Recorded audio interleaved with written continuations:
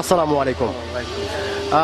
অসংখ্য ধন্যবাদ ভাইজান আপনাকে, অসংখ্য ধন্যবাদ যে আপনি কথা বলার সুযোগ করে দিলেন। তো ভাইজান, সর্বপ্রথমে জানতে চাচ্ছি আপনি কেমন আছেন?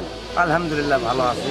যাক, আল্লাহ পাক আপনাকে ভালো রেখেছে। তো ভাইজান, আপনার নামটা জানতে পারি? আমার নাম মোহাম্মদ মিলন মিয়া।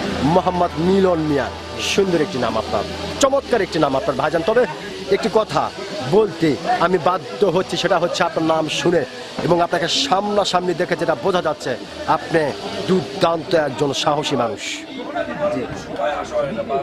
সত্যি ভাইজান, আপনি যে একজন সাহসী মানুষ সেটা কিন্তু আপনাকে দেখেই বোঝা যাচ্ছে।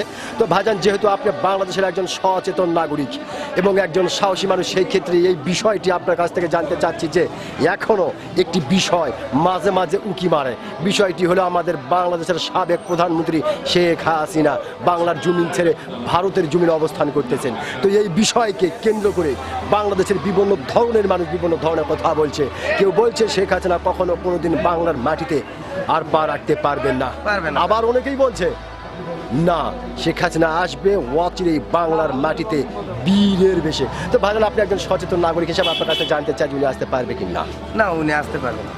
পারবে না? না, উনি আসতে পারবেন না। উনি আসার সুযোগ হয়নি। সুযোগ তুলে বড় বড় নেতা থুয়া ওই পালাতো না। জি জি জি জি। ওই জীবনেও পালালো না। ওই আর আসতে পারবে না, ওর সুযোগও নেই। এখন বর্তমান বিএনপি সরকার আসছে, বিএনপি জনগণ চাচ্ছে, জনগণ বর্তমান এখন ভালোবাসিছে বিদায় বিএনপি আছে। ওই আসতে পারবে না, আসতে পারবে না ওই আসতে পারবে না। মানুষের আবহাওয়াতে বোঝা যায় যে ওই আর আসতে পারবে না। যাই হোক ভাইজান, আপনি যে একজন সাহসী মানুষ, আপনি কিন্তু আপনার সাহসিকতার পরিচয় দিয়েছেন। আপনি একটি গুরুত্বপূর্ণ কথা বলেছেন। আপনি বলেছেন যে এই বাংলাদেশের নেতা কর্মীদেরকে এইভাবে রেখে যেত না, যেতে পারবে না। ওই নেতা বেড়ারা, ওই নেতাগুলো তো ধানের শীষ বুদ্ধে বর্তমানে এখন বিএনপি সরকার চালছে, তাহলে ওই আসবি কেমন? আচ্ছা আচ্ছা, এই হলো মিনসাফ। জি, ধন্যবাদ আপনাকে ভাইজান। আপনি সত্যি সত্যি যে একজন সাহসী মানুষ, আপনি কিন্তু আপনার সাহসিকতার পরিচয় দিয়েছেন।